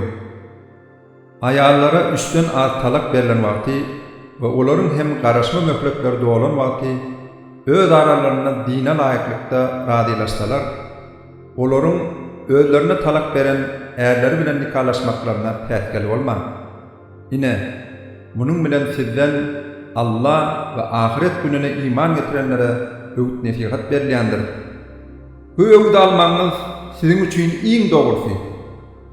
ve sizi günahlardan pek tutucudur. Allah nämenin hayırlı, nämenin bolsa ziyanlaryny bilýändir. Emma siz bilmersiniz. Eneler çağalaryny dolu 2 ýyllap emdirsinler. Dolu emdirmek isleýänler üçindir. Dine laýyklykda olaryň eklenji we egineçlik bilen üçinçiligi çağa öýdü üçin dogrulan atanyň borjudur. Hiç kimden güýjüniň yetmeýän dadynyň hataby sorulmaz. Hiç bir ene çağasy sebäpli, hiç bir ata hem öýdüniki bolan zat çağa sebäpli ziyan çekmendedir. Miras düşer hem şonuň misalydyr. Eger ene ata razylaşyp gelinen karar bilen netijede çağany süýkden aýyrmak isteseler, onda olar günah bolmaz. Eger çağalaryňyzy eneke emdirmekçi bolsaňyz, eneke dine laýyklykda hakyny töleseňiz, size günah ýokdur. Allah'dan korkun. Allah'ın sizin edýän ähli işinizi görýändigini bilin. Sizin içinden äleri ýok olan ayal maskalalar 4 ay 10 gün öz başyna ıddada garaşsyn. Äriň öýünden çykmasyn, bedenmesin we durmuşa da çykmasyn. Bu ıddat möhletleri gutarandan soň dine laýyklykda öýden çykmak, bedenmek we durmuşa çykmak ýaly özleriniň dogry hasaplanan işleri derarly size günah ýokdur. Allah senin edýän işleriňizden habardardyr. Iddada garaşýan aýallara durmuşa çykmak meselesinde öz pikirlerini duýdurmaňyzda ýa-da özüňizde saklamaňyzda size günah ýokdur. Allah sizin olary soň bu niýetiňizi olary ýaklatjakdygyňyzy bilýär. Ýöne olar bilen nikahny giydiň wadalaşmaň. Olara dine laýyk aýdyn. Hattatları dolayança olara nikah düğününü düğmäge, nikahlamaga tynasmaň. Allah'ın sizin içinizdäkiler bilýändigini bilip goýun. Ondan Allah'dan heder edin. Allah'ın bağışlayıcıdygyny, halimdygyny, howlugan däldigini bilin. Eger ayallary el degirmezden ýanaşmadan öň olara talak berseňiz, size galyň meselesinde hiç hilli günah ýokdur. Emma olara belli bir galyň kesitlen bolsaňyz, onda olara sogat serpaý bermeli. Olara gurplu bolan öz ýagdaýyna görä, eli dar bolan hem öz ýagdaýyna görä dine laýyk bolan syýlag bermelidir. Emma ýaşylar üçin münasip bir serpaý bermek borçdur. Eger öňünden galyň kesitlen bolsaňyz we olara el degirmezden öň talak berseňiz, onda onuň galynyň ýardymy bermeli. Ýöne aýallaryň galyňdan dälmegi ýa-da nikah düňüne ýarynda bolan äri galyny dolup bagş etse, bu hökme degişli däldir, öz ýarlarydyr.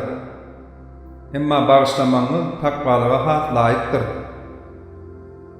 Öz araňyzda haýyr sahawaty ýatdan çykarmaň, taky Allah sizin edýän işleriňizi görýändir. Namazlary aýratyn hem orta ikindi namaz dolu berjaý edin. Allah taqdim etmek bilen namazy dogry berjaý edin. Eger bir zatdan gorksaňyz, onu namazlaryňyzy piýada ýa-da ulug üstünde okaň. Asudalyga ýeteningizde bilmeýän wagtyňyz Allah sizin nähili öwreden bolsa, şol görünüşde Allah'ny zikir edin, namaz okaň. Sizin araňyzdan ýok bolup, ýyzlarynda dul aýallary galdyrýanlaryňyz dirkäler, aýallaryň öýünden çykarylmadan bir ýyla çelden miras goýan emläginden peýdalanmaklary barada howsarlaryny wesiýet etdiler. Eger olar aýallar özleri çykyp gitseler, olaryň özleri üçin dine laýyk eden işleri sebäpli size howsarlary günah ýokdur. Allah gudraty güýçlidir, hikmet eýesidir. Erkekler talaklary berilen aýallara dine laýyklykda hökmen bir eklenç bermendirler. Bu Allah'dan korkyanlar üçin bir borçdur. Allah sizin akyl ýetirmeňiz üçin şeýdip öz ayetlerini size beýan edýär. Sen sanlar müňlerçe bolsa hem ölüm gorkusy bilen ýurtlaryndan çykyp gidenler görmediňmi? Allah olara can berin diýdi. Olar hem can berdiler. Soň bolsa olary diýretdi. Taky Allah insanlara fazla kerem eýesidir. Ýöne insanlaryň aglabaty şükür etmezler. Siz Allah'ın ýoluna sevişin. Taky Allah'ın ähli zady eşdiýändigini we bilýändigini bilin. Kim Allah münasip kard berse, hayır sahawat etse, ol onu ona bir näçe etse artdyryp berer. İnsanlaryň ırsykalyny dar edýänem, giň edýänem Allah'dır. Siz ahyry oňa gaýdyp bararsyňyz. Musa'dan soň Israil oğullarının emendarlaryny görmedingmi? Olar özlerine iýerilen peýgambere bize onun yol başçylygynda Allah'ın yoluna söwüşer ýaly bir hökümdar iýerdiler. Peýgamber olara size söwüşmek pard edilse, siz hem söwüşmeseňiz nähil bolar diýdi. Olar biz ýurtlarymyzdan çykarylyp, çağalarymyzdan jyda düşürilip, biz näme üçin Allah'ın yoluna söwüşmäliň diýdiler. Olara söwüş pard edilende bolsa, olaryň azy galyp köp süýüde urdiler. Allah zalimler gowulýandyr. Peýgamberler olara takyp Allah size Talut hökümdar edip iberdi diýdi. Olar ol biziň üstümede nädip hökümdar bolup biler? Hökümdarlykda biz ondan has laýyk. Oňa giň mal döwlet baýlygy hem berilmedi diýdiler. Ol peýgamber takyp Allah onu siziň üstüňizde hökümdar edip taýlady. Oňa ilmde we bedende güýçde aýratynlyk bagş etdi. Allah özüniň mülküni, hökümdarlygy İslam milletine berer diýdi. Allah'ın fadly keremi giňdir we ähli zady bilýändir. Olaryň peýgamberi takyp onuň Talutyň hökümdarlygynyň alamaty içinde Perwerdigaryňyzdan size bir rahatlyk alamat bilen Musanyň we Harunyň neberesinden galan bir galyndy bar bolan tabytyň sanlygyň size gelmegidir. Onu perişteler götürýändirler. Eger siz iman getirenlerden bolsaňyz takyp munna siziň üçin bir obrat bardyr diýdi. Talut eskerler bilen şäherden aýrylanda olara Allah sizi bir derýa bilen sine eder. Kim ondan ganyp işte menden nädir? Kim ondan datmasa elbetde ol mennendir. Kim eli bilen bir ovuç suw içse diýany ýokdur diýdi. Emma ondan derýadan olaryň adyndan galan köpde içdiler. Talut iman getirenler bilen birlikde deryadan geçenden soň olar bugün biziň Jaluta we onuň leşkerine garşy durjak güýjümiz ýok diýdiler. Allah gowuşjaklyklaryna inanýanlar bolsa, san taýdan niçeme az topar Allah'ın kömegi bilen ulu topar ýeňendir. Allah sabr edenler bilen biledir diýdiler. Olar Taluta tabin bolanlar, Jalut we onuň leşkerleri bilen söwüşe çykanlaryna hem ey Perwerdigarymyz, biziň üstümede ýağış ýaly sabr ýagdyr. Bize ayaklarymyzy ýere mäkan basdyr. Kapyrlara garşy ýeňmäge bize ýardym ber diýdiler. Allah'ın ruhsady bilen olary derbi dağın etdiler. Möminleriň arasynda bolan Dawud hem Jaluty öldürdi. Soň Allah o Dawuda mülk hökümdarlyk we hikmet peýgamberlik berdi. Oňa islam zatlaryny, ilmlaryny dolu öwretdi. Eger Allah käbir insanlaryň erwetligini beýlekler bilen dep etmesedi, elbette yer ýüzi weýran bolardy. Ýöne Allah bütün älemdäkilere fadly kerem eýetidir. Ine bular Allah'ın ayatlarydyr. Ey Muhammed, biz olary sana hak we hikmet bilen okap berýäris. Takyp sen Allah tarapyndan iýerilen peýgamberlerdensiň. Biz ol peýgamberleriň käbirleriň beýleklerinden kitap bermek bilen artyk eýledik. Allah olaryň käbirleri bilen gürleşdi, käbirleriň hem derejelerini beýgeltdi. Biz Meryem ogly İsa äşkär deliller berdik we onu mukaddes ruh Cebrail bilen golladyk.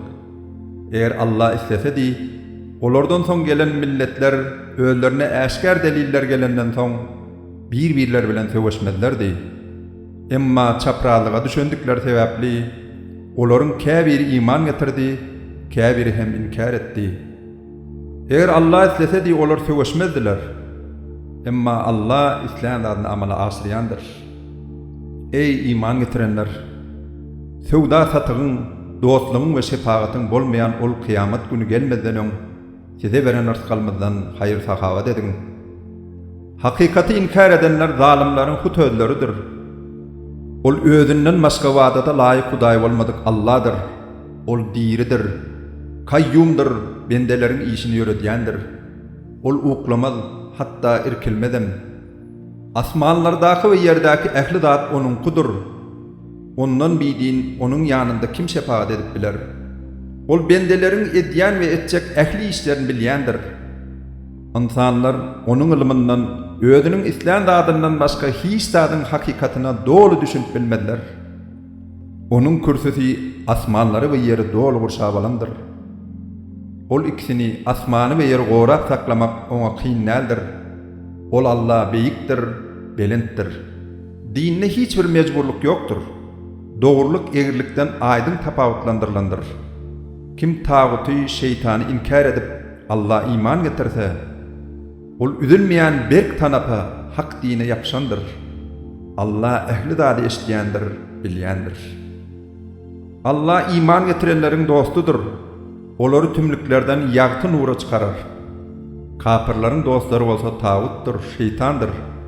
Olary ýagty nurdan tümlüklere çıkarar. Ine olar dowdahydylar. Olar ol yerde ebedi galarlar. Allah'ın özüne hükümdarlık beren üçin götürünüp bilmän öz perwerdigary hakda Ibrahim bilen çekeleşen Nemrud'u görmedinmi? Ibrahim ona menin perwerdigarym direlýändir we öldürýändir diýdi. Ol men hem ölüm cezasy berilenden günähini geçip direlýärim we başga birini öldürýärim diýdi. Ibrahim Allah günü günnogordan getirýär. Sen on gün matardan getir-de diýende ol kapır aljyrap galdy. Allah zalimleri doğru yola salmaz. Ya da sen öýleriniň üçekleri diýwarlarynyň üstüne ýykylan we hiç kim hem sağ galmadyk prowadan şäherden geçende Allah bular ölenlerinden soň nädip diýeldip bilerkä diýeni Uzayr peýgamber görmedinmi? Şonna Allah onun janyny alyp 100 ýyldan soň onu diýeldip ona näçe wagt galdyň diýdi. Ol bir dünýäde ýarym gün galdym diýdi. Allah yok sen 100 ýyl galdың. Adyňa we şerbetiňe seret, seni de müýtgän nädir? Eşegiňe hem seret.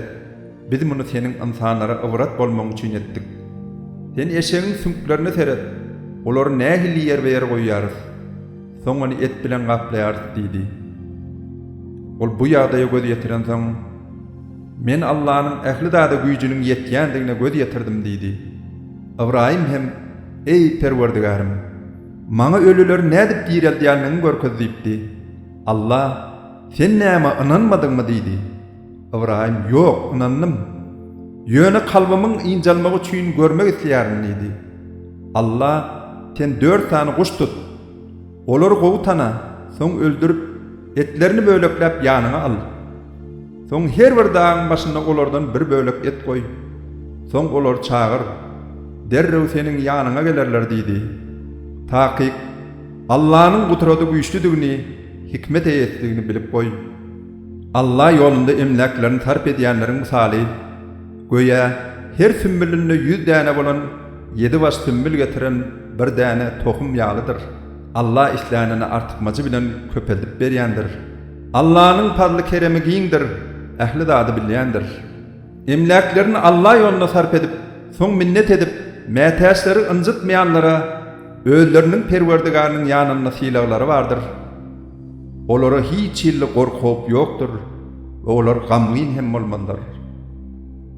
Ýakymly söz we geçirimlik ýydynyň onu beriji tarapyndan ınjydyjy söz gelýän sadakadan haýyrlydyr. Allah baýdyr, hiç zada mätäs däldir. Halimdir, oglugyň däldir. Ey iman getirenler!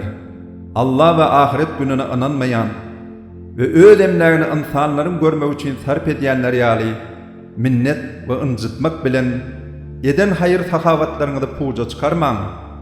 Onun misaly üstünde tehece toprak bolan ýylçyr daşyň misaly ýalydyr. Onun üstüne çagwa ýagyp, onu ýylmanak daşy öwrer. Olar gadanan hiç zatlaryna eýe bolmadylar. Allah kapyrlary dogry ýola salmaz.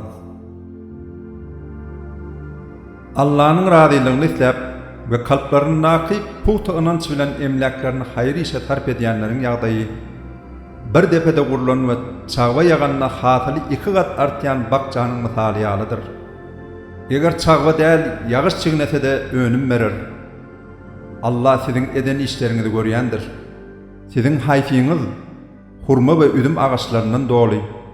Aşagyndan derýalar akýan ve öýüd üçin ol ýerde her türlü miweli bağ vakçası, iýdege mätäç çağalary bolup, garlyk başyna gelende, ol bağ vakçası alawly tüweleýe duçar bolup, yanıp gitmegini islersiňiz. Siziň pikir edip, oýlanmaňyz üçin ine Allah şeýdip, size ayatlaryny beýan edýär. Ey iman getirenler, gadanan zatlaryňyzyň we size rızkyly hükmünde yerden çıkaran zatlarymyzyň gowsundan hayır sahavat edin. Özüňize berilenne, gözüňizi yumman almajak erwet dadyňyzy hayır sahavat hükmünde bermäň. Allah'ın baýdygyny, hiç zada mätäç däldigini, hamdy sena edilmäge laýykdygyny bilin.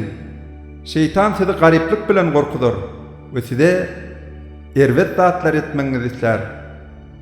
Allah bolsa size öz ýalkawyny we padly keremini wada berýär. Allah'ın padly keremi giňdir, ähli zady bilýändir. Allah hikmeti İslam mennetine verir.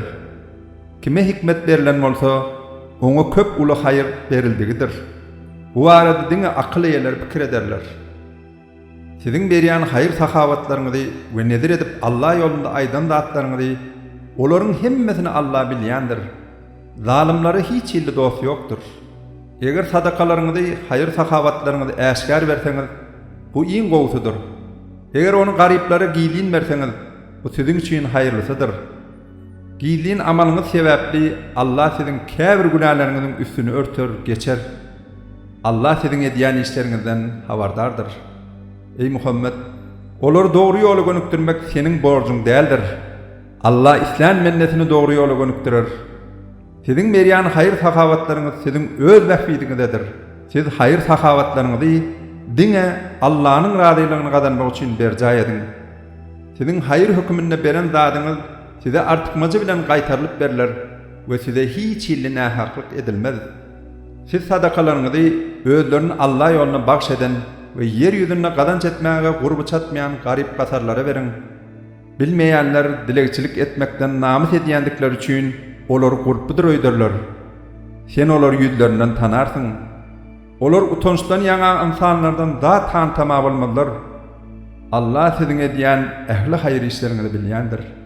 Emlaklerini giýje günnüz, giýlin we äşkar haýyr sahavat edýänlere özleriniň Perwerdigar tarapyndan sylaglary bardyr. Olary gorkup ýokdur we olar gamgyn hem bolmadylar. Süýtgorlar gowurlaryndan şeytan, jin uran adam ýaly turarlar. Bu ýagdaýa düşmekleriniň sebäbi olaryň sewda satyp goýa göterim süýtgorluk ýalydyr diýendikleri zeralydyr. Allah sewda satyp halal edip göterimi süýtgorlugy haram edenler. Kim Perwerdigarynyň öwüt nasihat gelenden soň süýtgorlugy taşlasa, öňkü alan göterimi özünikidir, oňa haram däldir. We göterimi taşlandygy üçin onuň işi Allah galandyr, oňa sogap berer. Emma kim ýene-de süýtgorlugy dolansa, onu halal hasaplasa, olar dogdakydyrlar. Olar ol ýerde ebedi galarlar. Allah göterimiň bereketini giderip, sadakalaryň bereketini artdyrar. Allah küpürligi we günäni ýygyderli edýänleri halamaz. İman getirenlerden ýaxşy işler edip, namazy berjay edip, bekaty berýänlere özleriniň Perwerdiganyň ýanynda sylagylar bardyr. Olary gorkup ýokdur we olar gamgyn hem bolmadylar. Ey iman getirenler, Allah'dan gorkun. Eger mömin bolsaňyz, siz bar bolan göterimiňizden el çekin. Eger muny etmeseňiz, onna Allah we onuň peýgamberine garşy töweşe girýändiňizi bilip goýun. Eger göterimden toba edip bu päliňizden gaýtsaňyz, onni emläňizden maýa goýuňyz, goýan mukdaryňyz siziňkidir. Siz göterim alyp zulm etmäň. Size hem goýan puluňyzy alandyňyz üçin zulm edilen nädir? Eger bergidaryňyz darlykda kyn ýagdaýda bolsa, oňa elik ýeňýänçe porja berin. Eger siz biler bolsaňyz, algyňyzy sadaka hökmünde bagş etmeňiz siziň üçin oňa porja bermeňizden has haýyrlydyr. Allah'ın huzuruna gaýdyp barjak. Soň her kimiň gazanan haky bir kemsiz beriljek we hiç kime nähaklyk edilmejek bolgundan gorkun. Ey iman getirenler, eger belli bir wagt üçin algy bergetseňiz, onu ýazyp goýun. İçiňizden bir kätip hem onu adalatly ýazsyn. Hiç bir kätip Allah'ın özüne öwretişi ýaly ýazmakdan ýüdegürmesin. Hemme zady bolşy ýaly ýazsyn. Bergidar hem onu yazdırsın, bergisini ıkrar etsin. Perwerdigary bolan Allah'dan korksun ve bergisinden hiç zat kem koymasın. Eger bergidar kem akıl, bolgusuz, isripçi, ejir, garry, çağa ya da saparda, tutsogda bolup hut öde aydyp yazdırmağa mümkinçilik bolmasa, onun hossary adalet bilen yazdırsın. İki tane erkek adam hem şayat tutunun. Eger iki erkek tapılmasa, özünün razi bolan anamlı şayatlarından bir erkek ve iki ayal şayat bolsun. Ol iki ayalın eger biri yanlışsa unutsa, beyliksi ona yatlasın. Çağırlan wagty şayatlar gelsinler. Ulu bolsun, kiçi bolsun, möhletine çelli algı bergiden hiç zat yazmaktan çekinmeň. Sizin beýle etmeňiz Allah'ın yanında adalata has layık, şayatlyk etmeňiz üçin has ygtybarly, guman etmediliňizde has ýakyndyr. Emma araňyzda ýörek duran nas sowda bar bolsa, onu ýalmadaňyz hem size ýany ýokdur. Umuman bir-biriňiz bilen sowda satyk edeniňizde şayat tutunuň. Kätibe de şayata da ýan ýetmesin. Eger ýalňyş etseňiz, olaryň birine ýan ýeterseňiz bu günädir. Allah'dan korkun. Allah size doğru ýol öwredýär. Allah ähli zady bilýändir. Eger siz saparda bolup ýazmaga kätip tapmasaňyz, onu berginiň deregine alınan girew hem ýeterliklidir. Eger siz bir-biriňize bir zat amanat goýsaňyz, analanan kişi amanaty eýesine dol bersin ve bu meselede Perwerdigary bolan Allah'dan korksun. Ey şayatlar, bergidarlar, şayatlygy gizlemeň. Kim onun şayatlygy gizlese, onun kalbi niyeti bilen eden bu işi derarly, ol kişi günahkardır. Allah sizin edýän işleriňizi bilýändir. Asmanlardaky we ýerdaky bar bolan ähli zat Allah'nynkydyr. Siz içiňizdäkini äşkar etseňiz hem, gizleseňiz hem, Allah sizden olaryň hasabyny sorar. Ol islanyny fazly kerem bilen bağışlar, islanyny hem eden etmişleri derarly azap berer. Allah'ın ähli zada güýji ýetýändir. Peygamber öz Perwerdigary tarapyndan özüne indirilen Kur'ana iman getirdi ve müminler hem iman getirdiler. Olaryň hemmesi Allah, onun periştelerine, kitaplarına ve peygamberlerine iman getirdiler. Olar biz onun Allah'ın peygamberlerinin hiç haýsyny beýleksinden aýry tutmaýarys. Biz Allah'dan gelen emirleri eşitdik ve olara boyun bolduk. Biz senin yalkawyňy soraýarys. Ey Perwerdigarymyz, biz diňe saňa öwrülip baras diýdiler. Allah hiç kime güýjüniň ýetmejek zadyny ýüklemez buyurmaz. Her kimin gazanan ýaxşy işi öz wahidine, gazanan erwet amaly hem öz ýanynydyr. Ey Perwerdigarymyz, eger biz unutup ýa-da ýalňyşlyk bilen günah iş etsek, bizi tutma, hataba çekme. Ey Perwerdigarymyz, bizden öňküleriň üstüne ýükleşiň ýaly, bize agyr ýük buyruk yükleme. Ey Perwerdigarymyz, bize güýjümiziň ýetmejek zadymyzy hem yükleme. Biziň günahlarymyzy bagyşla, bizi ýalka, bize rahmet. Sen biziň hoslarymyzsyň, kapyrlardan üstün çykmaga bize kömek et.